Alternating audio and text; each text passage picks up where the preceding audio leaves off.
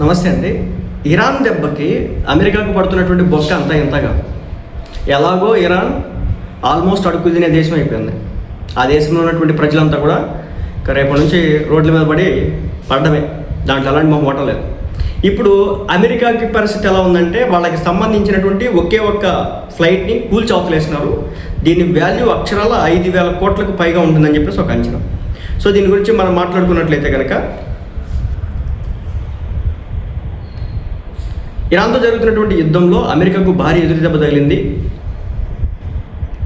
కథన రంగంలో దళాలకు కళ్ళు చెవులు మాదిరిగా ఉపయోగపడే నిఘా విమానం E-3 సెంట్రీ-5 దీనిపై ఇరాన్ దాడి చేసి ధ్వంసం చేసిందనమాట.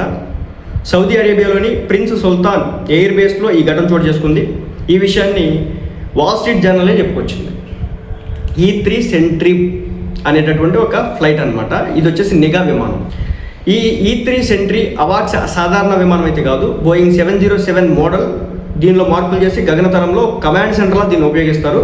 ఇది శత్రువుల యొక్క డ్రోన్లు, క్షిపణులు, యుద్ధ విమానాలు, ట్యాంకర్ విమానాలు వీటి కదలికల్ని 250 మైళ్ళ పరిధిలో గగనతలంలో ఏం జరిగినా కానీ ఈ విమానం గుర్తిస్తుంది.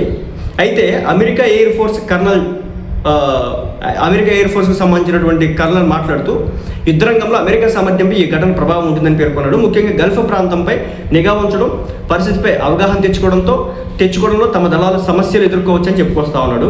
అమెరికా గగనతల ఆపరేషన్లకు ప్రిన్స్ సుల్తాన్ ఎయిర్ బేస్ అత్యంత కీలకం అనమాట. ఇరాన్ వైపు వెళ్లే విమానాలను గాల్లో ఇంధనం నింపడం, ఇంటెలిజెన్స్ సేకరణ, దాడుల సమన్వయం వంటి అన్నీ కూడా ఇక్కడ నుంచి జరుగుతూ ఉంటాయి. వీటిల్లో ఈ E-3 విమానం చాలా కీలకమైన పాత్ర పోషిస్తుంది.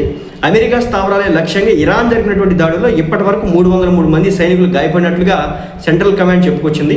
273 మంది కోలుకొని తిరిగి విధుల్లో కూడా చేరారట. ఇరాన్ దాడులను తీవ్రం చేసిన నేపథ్యంలో అమెరికా 3,500 మంది మెరైన్లను పశ్చిమాసియా వైపు తరలించిందట.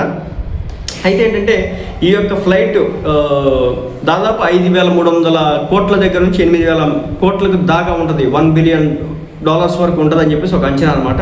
సో ఇది మొత్తానికైతే ఇరాన్ అమెరికాకి ఆర్థికంగా ఒక దెబ్బ అయితే కొట్టింది.